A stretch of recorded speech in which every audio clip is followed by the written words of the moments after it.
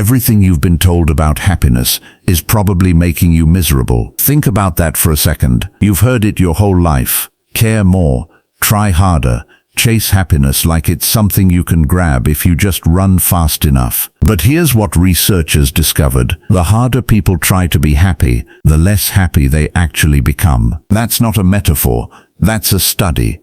Real data. And somehow 1500 years before that study existed, a group of philosophers already knew this. The Stoics believed the real edge in life comes from learning how to care less. Not about everything, about the right things. And one Stoic proved this in the most jaw-dropping way I've ever heard. A man walked up to him during a public trial and spit directly in his face. The whole room went silent, and what he said next changed how I think about pretty much everything. Here's the thing about the modern world. We reward reaction, constant, immediate reaction. React to the news. React to what someone said on the internet. React to criticism. React to someone looking at you wrong. We treat quick reactions like a sign of being engaged, switched on, alive. But the Stoics saw it completely differently. To them, reacting wasn't strength, it was surrender. Because every time you react, really, genuinely react, something outside you just took control of your mind. A tweet, a comment, a stranger's bad mood. All of it suddenly has the power to ruin your day, your focus, your decisions. Stoics had a name for insults and provocations. They called them disturbed air, just noise, literally vibrations in the atmosphere. And if noise can hijack your emotions, you've already handed over the wheel. Now, I'll be honest, when I first heard this, I thought it sounded cold, detached, like they were trying to become robots. But that's not what they meant at all, and I'll get to that later. First, the courtroom story. Cato the Younger was one of Rome's most disciplined figures. He wasn't an emperor, wasn't a general with armies behind him. He was a senator, a man known for one thing above everything else. He could not be bought, intimidated, or broken. One day, during a heated political trial, an opponent completely lost his composure. This man in front of the entire courtroom walked up to Cato and spit in his face. That's not a figure of speech. Literally, in his face. The room froze. Everyone was waiting for the explosion. Cato wiped his face, looked at the man, and said, I'm paraphrasing here, that the spit had cured his uncertainty about whether the man had anything left in him. The room erupted, not in anger, in shock, and then laughter. Because in that moment, Cato didn't just handle an insult, he dissolved it. By refusing to react, he removed every ounce of power from that man's action. Think about that.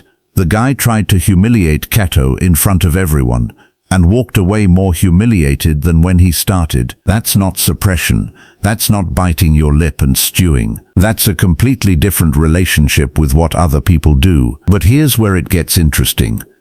Does that mean Stoics didn't care about anything? Were they just walking around, indifferent to success, to money, to the outcomes of their own lives? Most people sort life into two buckets: good things, bad things. Simple, clean, the way we're taught to think. The Stoics looked at that system and said, you're missing something. They added a third category. They called it indifference. But here's where it gets genuinely interesting and a little counterintuitive. They split that third category in two: preferred indifference and dispreferred indifference. Health, preferred, of course.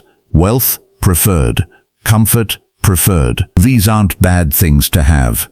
The Stoics weren't trying to live in poverty on purpose. But, and this is the whole game, none of them determine your happiness, which means something genuinely strange is possible. You can pursue success without emotionally depending on it. You can work for wealth without your sense of self being tied to whether you get it. You can want things without needing them to feel okay. That sounds simple.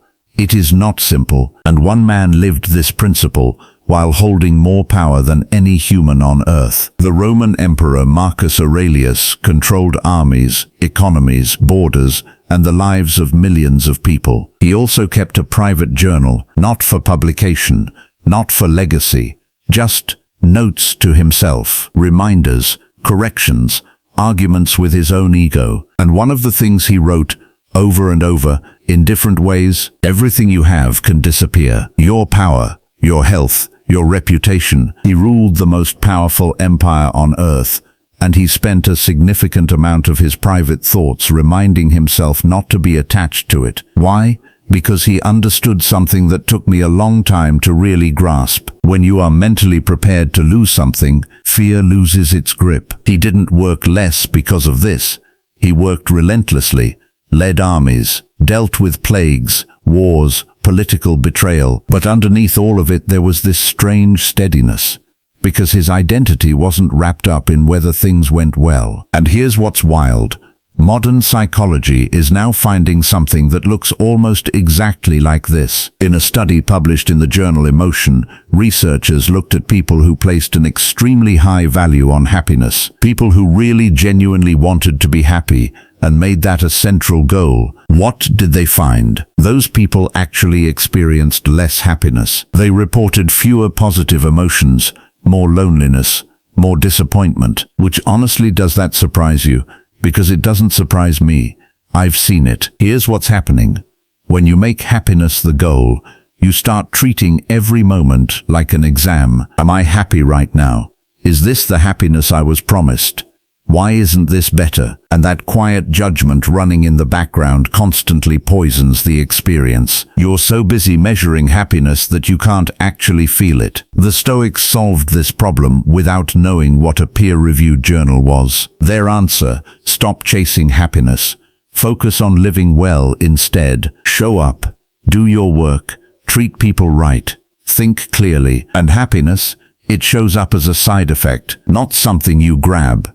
Something that appears when you stop trying to manufacture it. But here's a thing most people get completely wrong about Stoicism. Everyone assumes Stoics were cold, emotionless, marble statues walking around saying nothing and feeling nothing. Stoic literally became slang for emotionally shut down, and I understand why. On the surface, it looks that way, but that is almost the opposite of what they actually taught. The Stoic goal was never emotional numbness. It was freedom from destructive emotions. They had a word for this, apatheia, which sounds like apathy, but it's not. Apatheia meant freedom from rage, from panic, from obsession, from the kind of grief that paralyzes you. And in place of those destructive emotions, they actively cultivated what they called good emotions: joy, genuine warmth for other people, calm confidence. Stoicism isn't about feeling less. It's about feeling the right things. That distinction matters more than almost anything else I could tell you about this philosophy. And it makes everything about how they lived, how Cato handled that moment in the courtroom, suddenly make a lot more sense. He wasn't suppressing his reaction. He genuinely didn't feel the sting, because he'd trained himself out of that particular reflex. Here's something I've been noticing lately. A lot of high performers, people running companies, building serious things, staying sharp in genuinely hard environments, are quietly doing something that looks almost stoic. They're calling it an information diet. Because look at what the modern world does to your attention. Outrage, breaking news, viral drama, takes, counter-takes, opinions about opinions, all of it optimized deliberately, algorithmically optimized to keep you reactive. And the result? Constant low-grade mental exhaustion. So these people are making a deliberate choice. They're practicing something I'd call strategic indifference, not laziness, not checked out, deliberate. Global outrage cycle today? Ignore. Social media drama? Ignore.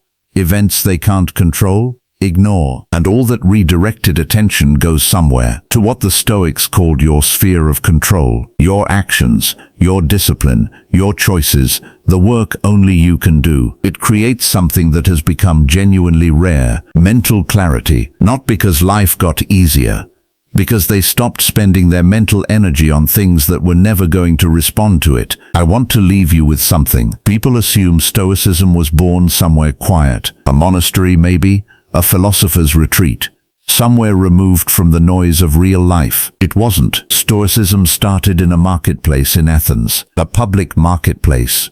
Merchants shouting, crowds arguing, complete chaos. The philosophy was taught at a place called the Stoa Poikile, the painted porch, right in the middle of all of it. And that wasn't accidental, because Stoicism was never meant to be something you practice in silence. It was built for real life. Noise, conflict, people spitting in your face at trials. The whole point was to stay calm inside the chaos, not to escape it. And here's the thing that sticks with me most. Once you actually develop that skill, and it is a skill, not a personality trait, something strange happens. You stop reacting to the world, and you start choosing how to meet it. That's the quiet advantage. Not louder, not more aggressive, not more optimized, just clearer, steadier. And in a world that is working extremely hard to make you reactive, that's about as powerful as it gets.